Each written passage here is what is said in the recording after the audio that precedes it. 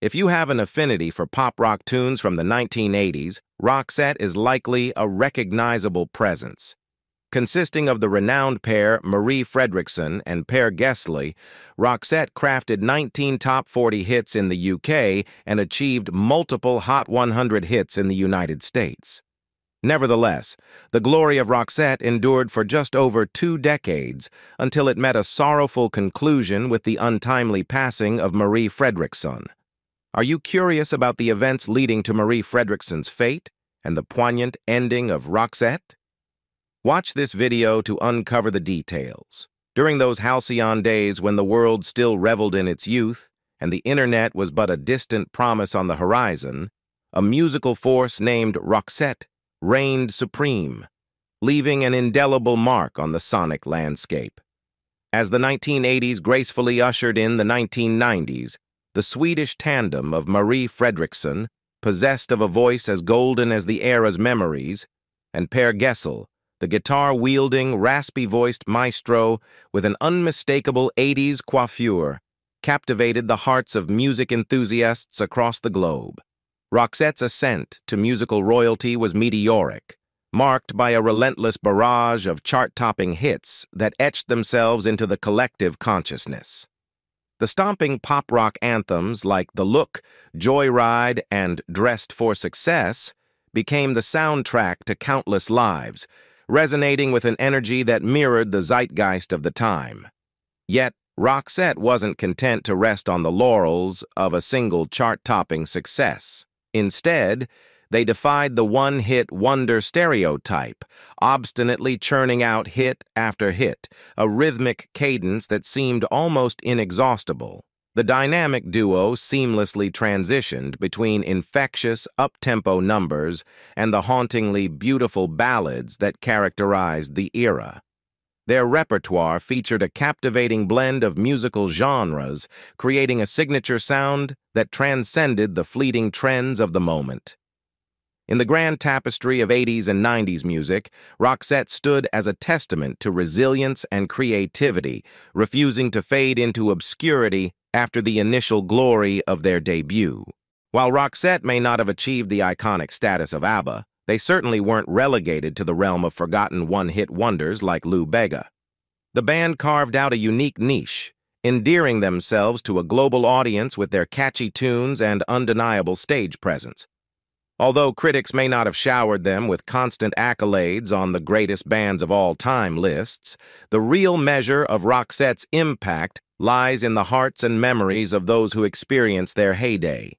Now let's delve into the intriguing genesis of the name Roxette, unraveling the mystery behind a title that has become synonymous with a musical phenomenon.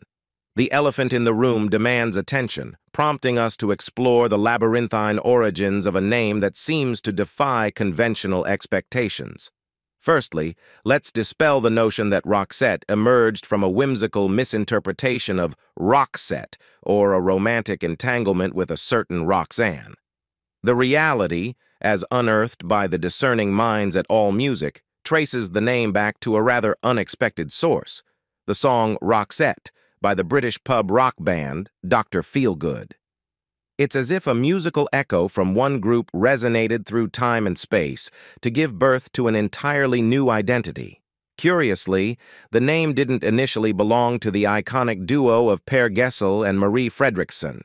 Instead, it found its first home with Gessle's earlier triumph, the band Gillene Tider.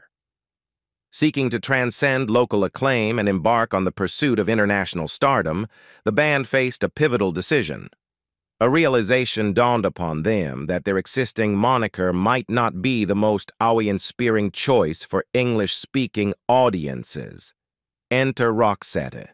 Gillene Tider, poised on the precipice of potential global recognition, took on the mantle of Roxette. However, destiny took an unexpected turn, and the band disbanded before their grand international experiment could unfold. Yet, the spirit of Roxette lived on, carried forth by Gessle and Fredriksson into a new chapter of musical history. It's a testament to the enduring power of a name that Roxette not only survived the dissolution of Gillene Tider, but thrived as the defining identity of a duo that would captivate the world. Success, it seems, found a home in the borrowed resonance of a song title, transcending its original context to become a symbol of musical prowess. The story of Marie Fredriksson and her integral role in Roxette's ascent unveils a narrative that goes beyond chance encounters and happenstance. Contrary to the notion of a random passerby, Marie Fredriksson had already carved a notable niche for herself in the music industry before joining forces with Per Gessle to embark on the Roxette journey. As chronicled by The Guardian, Fredriksson boasted a moderate music career that foreshadowed the heights she would later reach with Roxette. On the other side of the musical spectrum, Gessle had etched his name prominently in the annals of Swedish music history with his band Gessle, heralded by AllMusic as one of Sweden's most popular groups of the late 1970s and early 1980s. Their paths had crossed in the fertile musical landscape of the 1970s, and a bond began to form organically. The dynamic between Fredriksson and Gessle transcended mere collaboration. It was a convergence of two seasoned musicians with a mutual admiration for each other's craft. Gessle, having achieved considerable success with Gessle, lent his songwriting prowess to Fredriksson's 1984 solo debut album, Het Vind, Hot Wind. Meanwhile, Fredriksson seamlessly slid into the role of a background vocalist for Gessle, showcasing the versatility of her talent. The synergy between Fredriksson and Gessle reached a crescendo in the mid-80s, as some sources suggest that the two joined forces at the suggestion of a record executive. However, it's evident that their collaboration was not born out of mere industry machinations. Their professional respect and creative chemistry had been steadily brewing since the 1970s, laying the foundation for what would become one of the most iconic musical partnerships in the pop-rock genre. Gessle, after reaching a pinnacle with their Heartland Cafe album, decided to embark on a two-decade hiatus. It was during this juncture that Fredriksson and Gessle, undeterred by the prospect of a dormant band, seized the opportunity to give life to Roxette. Whether jump-started by industry influence or born from a pre-existing synergy, the Roxette engine hummed beautifully as Fredriksson's golden voice and Gessle's songwriting prowess converged to create an enduring musical legacy that transcended the confines of time and space. The poignant tale of Roxette takes a somber turn with the heartbreaking revelation that the Roxette we came to cherish exists no more. The void left in the wake of this musical powerhouse's absence is a result of the tragic passing of Marie Fredriksson, an exceptionally talented musician, in 2019. Her departure marked the end of an era, leaving fans around the world in mourning for a voice that had become synonymous with the band's timeless melodies.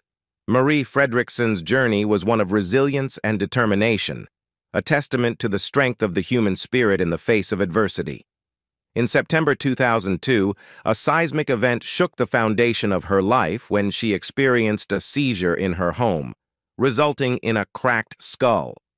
The subsequent medical investigation brought forth the grim diagnosis of a brain tumor, accompanied by the harrowing revelation that she had a mere 25% chance of survival.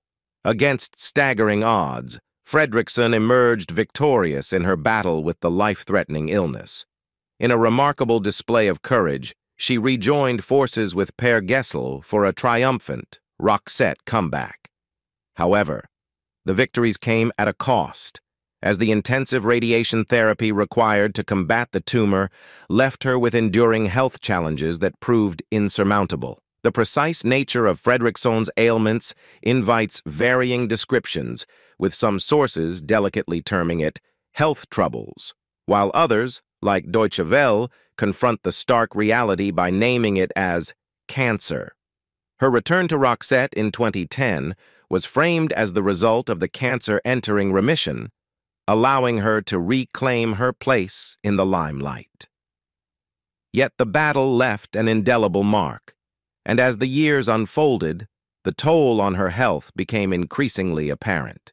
Remarkably, Fredriksson persisted in her musical endeavors until 2016, when, regrettably, she announced her retirement, a decision that signaled the end of an era for Roxette.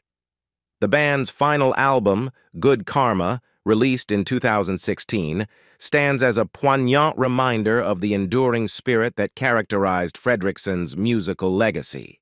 Per Gessle, the other half of this musical duo paid a heartfelt tribute to his collaborator upon her passing. He expressed his pride, honor, and happiness in having shared so much time, talent, warmth, generosity, and humor with Fredriksson. Gessle's acknowledgement that things will never be the same resonates as a poignant acknowledgement of the irreplaceable void left by the departure of a musical luminary. The world bid farewell to a remarkable artist, but the melodies of Roxette endure as a timeless tribute to Marie Fredriksson's enduring legacy. The Look, a magnificent musical revelation that catapulted Roxette onto the international stage, stands as a testament to the band's unique blend of synth-pop, rock and roll daring, and the mesmerizing interplay between Per Gessle's raspy voice and Marie Fredriksson's formidable vocal talent. The song, characterized by its catchy hooks and quirky, nonsensical lyrics, "Fire in the ice naked to the T-bone is a lover's disguise banging on the head drum," emerged as a powerhouse that irresistibly captivated audiences worldwide. Despite its undeniable hit potential, The Look faced a serendipitous journey to its stateside success. As Gessle candidly revealed to the BBC, the song's breakthrough in the United States was not a result of a meticulously orchestrated plan, but, in his words, pure luck. The catalyst for this stroke of fortune was an American exchange student named Dean Cushman, who chanced upon Roxette's album Look Sharp during his time in Sweden. Having fallen in love with the album, Cushman, upon returning to his hometown of Minnesota in 1989, took it upon himself to introduce Roxette to the American airwaves. He personally handed a copy of Look Sharp to his local radio station, an act that set off a chain reaction of musical appreciation. The individual responsible for curating the station's playlists eventually listened to the album, and it was the infectious charm of The Look that left an indelible impression. At the time, Roxette's record label, EMI, had initially hesitated to release Look Sharp in the U.S. However, the groundswell of enthusiasm generated by Cushman's initiative became impossible to ignore. The snowball effect triggered by the local radio station's embrace of The Look compelled EMI to reconsider, ultimately leading to the album's release in the United States. This unexpected turn of events marked the beginning of Roxette's American conquest. The duo, presumably surprised by the unexpected breakthrough, found themselves propelled into the spotlight. By 1991, Roxette had transcended cultural boundaries to become global superstars, attaining a level of fame so profound that even their native Sweden commemorated their success with a Roxette-themed stamp issued by the postal office. The musical journey of Roxette's iconic duo, Per Gessle and Marie Fredriksson, extends beyond the confines of their collective success. As unveiled by Roxette's all-music profile, both Gessle and Fredriksson embarked on significant solo careers, each weaving their musical tapestry with solo albums that predated the formation of Roxette.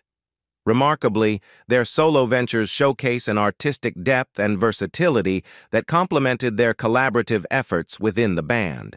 Fredriksson, known for her golden voice, ventured into solo projects, predominantly serenading audiences in her native Swedish. While Roxette soared with English-language hits, Fredriksson's solo efforts showcased a more intimate connection to her roots. Notably, in 2004, she ventured into the English language with The Change, offering fans a glimpse into her linguistic range. Her solo discography boasts a collection of albums that transcends linguistic boundaries, underscoring her ability to connect with listeners on a profound level. In contrast, Gessle, the prolific songwriter and co-vocalist of Roxette, demonstrated a balanced affinity for both Swedish and English languages in his solo endeavors. This linguistic duality aligns seamlessly with his artistic profile, considering Roxette's international success in English-speaking markets and Gessle's earlier triumphs with the Swedish-language band Gessle Tider. The latter, recognized as one of Sweden's most successful Swedish-language bands, laid the groundwork for Gessle's future endeavors. Among the multitude of solo albums from both artists, Gessle's 1997 release, The World According to Per Gessle, emerges as a standout. This aptly named album, praised by Jason Damas of AllMusic with a stellar 4.5-star rating, encapsulates Gessle's musical essence. Describing Gessle's approach to music, Damas notes that Gessle was never about profundity, but rather focused on creating fun nuggets of 3-minute pop, and he achieved this pinnacle of success on The World According to Per Gessle. The album is deemed absolutely essential, emphasizing its enduring significance in the realm of pop music. Roxette, with their soul-stirring ballads like Listen to Your Heart and It Must Have Been Love, crafted a musical narrative that often sparked speculation about the nature of the relationship between the band's central figures, Marie Fredriksson and Per Gessle. The magnetic chemistry between the male-female duo, combined with their years of touring and collaborative creativity, led some to speculate that there might be more than just a professional connection.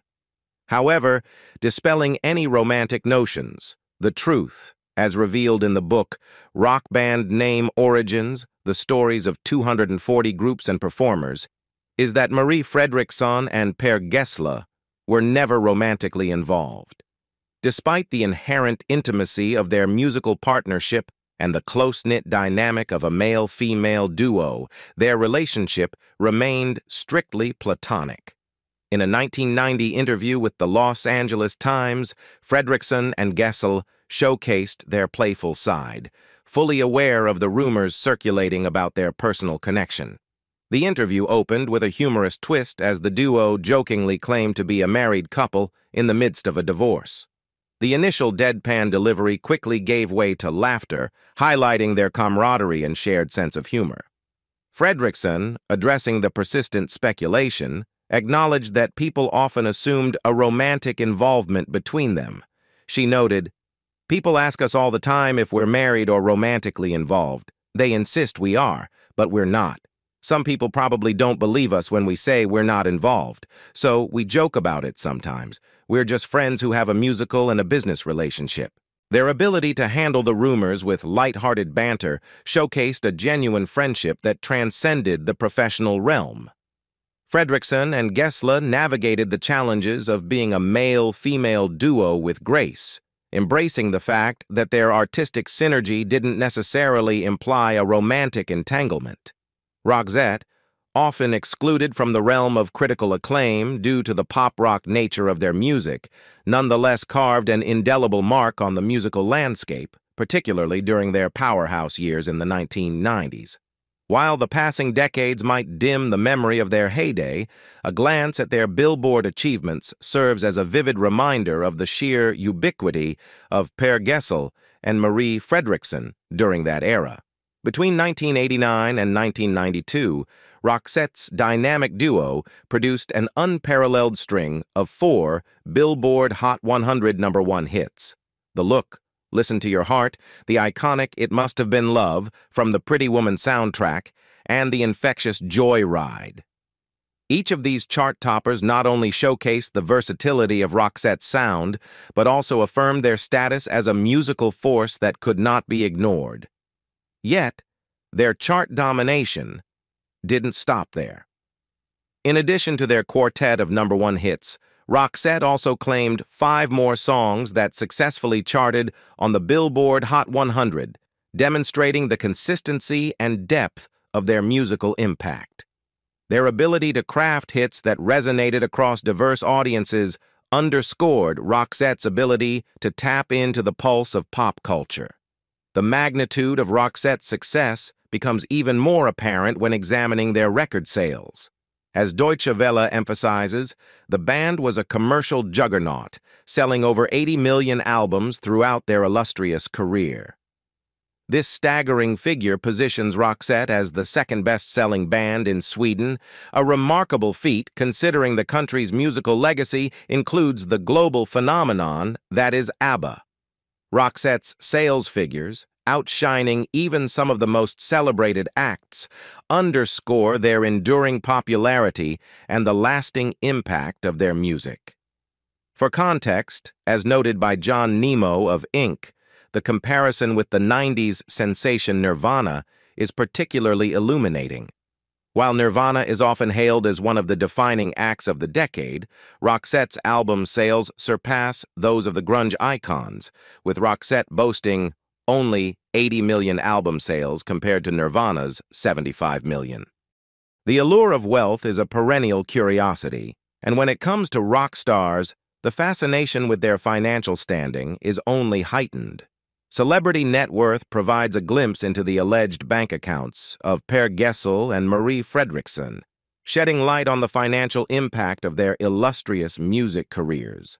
As the chief songwriter for Roxette, as well as the driving force behind his first group Gillene Tighter and his solo endeavors, Per Gessle stands as the financial heavyweight of the duo.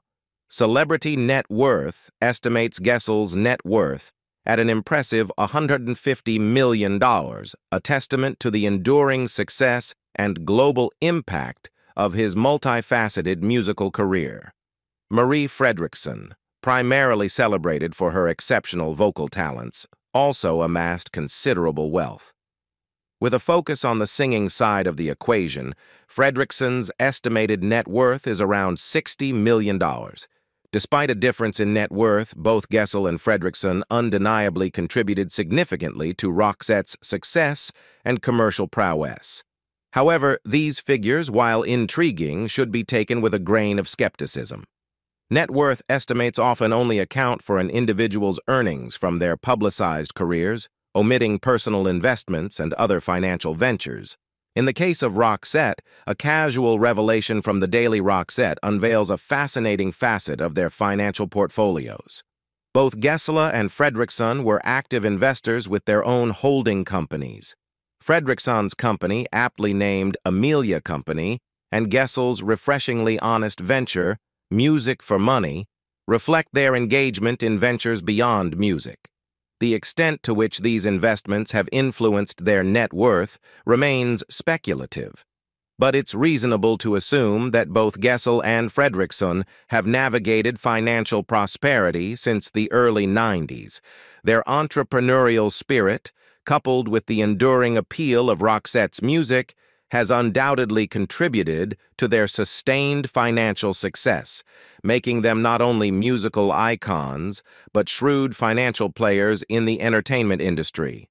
Per Gessle and Marie Fredriksson, the dynamic duo behind Roxette navigated not only the intricacies of their musical partnership, but also the complexities of their personal lives. As revealed by Roxette blog, Gessle's personal life has been anchored by a quarter-century-long marriage to Åsa Gessle, who works in the travel industry. Their union predates the formation of Roxette, having commenced in 1984. Gessle, in reflecting on their enduring connection, articulates, "We've been together since 1984. It's a long time.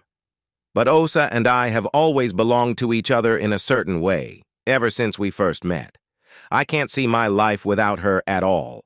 What distinguishes their relationship is not just its longevity, but the fact that Åsa was intricately woven into the fabric of Roxette's organizational structure. Her role within Roxette's operations ensured that Gessle's global musical pursuits did not create the typical strain associated with musicians on tour and their partners left behind. Instead, Åsa became an integral part of the joyride, sharing in the triumphs and challenges of Roxette's journey. On the other side of the Roxette spectrum, Marie Fredriksson had a life rich with family. According to Metro, she was married to Mikael Boljos, and together they welcomed 2 adult children, Josephine and Oscar. Tragically, after a valiant 17-year struggle with illness, Marie Fredriksson passed away on the morning of December 9th. The grieving family released a heartfelt message, conveying the immense sadness of losing one of their most cherished artists and acknowledging the profound impact of her musical legacy. The seemingly harmonious partnership between Per Gessle and Marie Fredriksson in the iconic duo Roxette was, according to the book Rock Band Name Origins, the stories of 240 groups and performers, not always as idyllic as it appeared. The alleged reason behind this discord was rooted in their divergent backgrounds, creating a clash of personalities that extended beyond their musical collaboration. As highlighted by the New York Times, Marie Fredriksson had a distinctly cool and eclectic musical history. Before joining Roxette, she was associated with a punk group named Strool and participated in an eclectic new wave duo called Mama's Barn. In contrast, Per Gessle held a prominent position as the leader of Gillene Tider, a mainstream and highly successful band in Sweden, as noted by AllMusic. The disparity in their musical trajectories hinted at potential differences in artistic vision and approach. The conflicting personalities attributed to their varied career paths might have played a role in their initial aversion toward each other. The book suggests that upon their first meeting, Gessle viewed Fredriksson as too much of a wild hippie type, while Fredriksson saw Gessle as a yuppie mama's boy. These perceived stereotypes likely fueled their mutual dislike and created an initial tension that had to be overcome for Roxette to flourish. However, despite these reported initial differences and clashes, the duo eventually managed to transcend their initial impressions and forge a partnership that defined the global music scene. Their ability to overcome personal and artistic disparities speaks to the strength of their collaboration and the profound connection that eventually blossomed between Gessle and Fredriksson. The dynamic between Marie Fredriksson and Per Gessle, who had weathered the challenges of decades together as a musical duo, encountered a notable strain in the year 2015. As recounted by the daily Roxette, this period marked a departure from the anticipated camaraderie as Fredriksson chose not to extend an invitation to Gessle and his wife, Oza, for her wedding to Mika Boljos.